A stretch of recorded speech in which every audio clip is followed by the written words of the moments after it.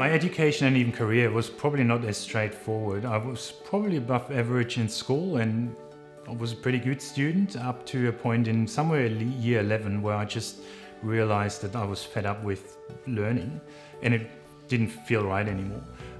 So I actually came to a point where I went back home to my parents and said, I think I want to leave school and actually start doing some work and do some hands-on experience. And I appreciated my parents being open and supportive at that point in time.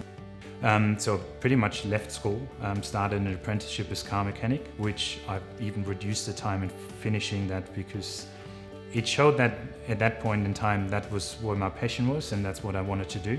I had a bit more work experience after that and then at one point decided that for the next step in career I have to do a degree in university. So I had to go back to school, did the A-levels in a short amount of time with a straight A, went to university, shortened even the studies, and it just showed that at that point in time when it's the right choice and the understanding why you do things, it is really supportive. So my CV was a bit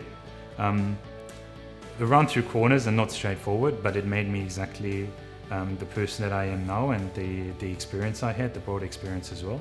And it found it as well a bit that you need to find your passion and what you think you want to do, and then you're going to be good at it. At PMSquare, we're a business consultancy. We'll basically help our clients implementing solutions, customizing solutions around business analytics and information management.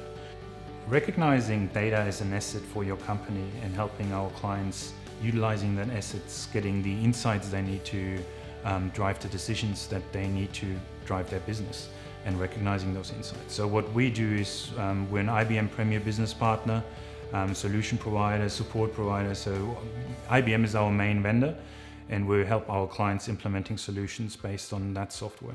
For us, the passion is that mix of IT and solutions and how technology can help you improving your business, getting a competitive advantage, doing things smarter, doing things more efficient, and that's the solutions we see. We started 2008 in Australia, and at that time it was always the idea of being a national company.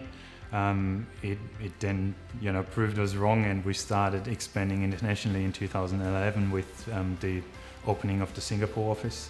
We're now Philippines, the US. We just opened Germany as well as an entity.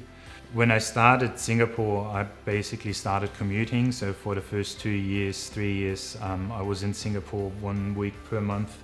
And that obviously reduced the time a little bit I had for Australia, which after 2 years we felt here. And a company of our size, when you're small, it lives and breathes quite a bit with you as a principal. If you only have 70% of your time, it's something that you feel as an impact. It was a huge enabler and it was the right choice. It was just balancing between Australia and Singapore was a bit of a challenge. We probably will see a tremendous change in the technology that we're using, looking back 5 years and seeing how much change we've experienced and how quick technology is evolving. We'll probably see that in the next 5 years continuing. So it will be interesting what else in technology will cover.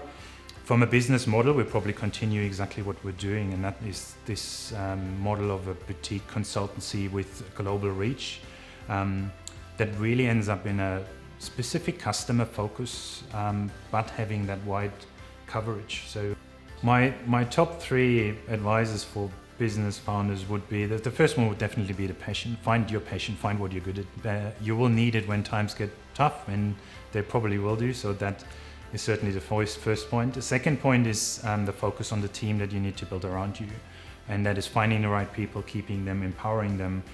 And the third and last bit is being prepared to fail.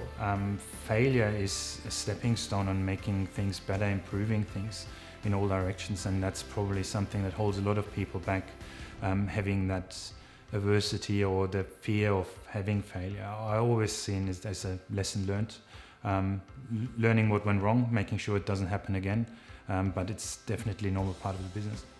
I personally hold things like integrity, loyalty, working hard, dedication. That's something I really value.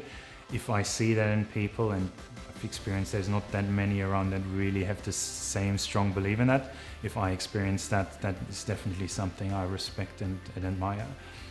What I really appreciate as well is people that give back to the community, and that's something I'm getting to a point where I would love to do as well. I haven't had too much of a chance so far because it was a lot of work into PMSquare, but I'm really getting to a point where I'm failing to give back to the community or to the next generation of workforce. I think lecturing at university or mentoring is something I would really appreciate doing in the future.